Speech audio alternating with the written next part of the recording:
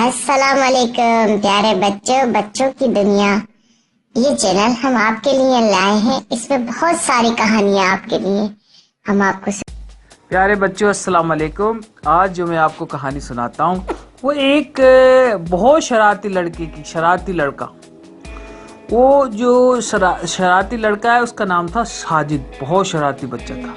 वो तीसरी जमात का तालिब इल्म था। इसे पढ़ाई से ज़्यादा खेलना कूदना अच्छा लगता था।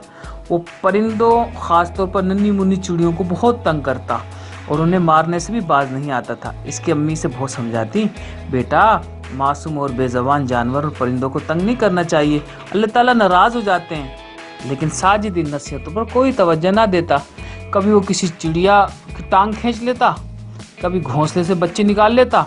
बेचारी चिड़ियाँ ची ची करती रहती जाती, इस पर कोई असर ना होता। गर्मियों के दिन थे।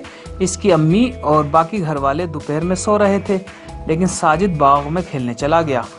वो चिड़ियों को तंग करने लगा। एक ऊंचे से दरख्त पर से एक चिड़िया का घोंसला नजर आया तो वो अंडे चुराने की गर्ज से ऊपर चढ़ता गया। इत्तेफाक से इन अंडों पर चीलों ने हमला कर दिया। साजिद भी चीलों के हमले में जख्मी हो गया और तकलीफ और खौफ की वजह से दरख्त से नीचे गिर पड़ा। इतने ऊंचे दरख्त से गिरते ही साजिद बेहोश हो गया। जब घर वाले बेदार हुए तो साजिद को ढूंढते ढूंढते बाग में पहुंचे तो देखा साजिद बेहोश पड़ा है। इसकी टांग भी शदीद जख्मी हो गई थी।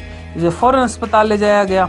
डॉक्टर ने इसे चलने फिरने से मना कर दिया। इसे अस्पताल में दाखिल कर लिया। काफ़ी दिन अस्पताल में रहने के बाद साजिद घर आया, लेकिन अब भी वो ज़्यादा चल फिर नहीं सकता था। वो अपनी शरारतों को याद करके पशेमान होता और दिल ही दिल में तौबा करता।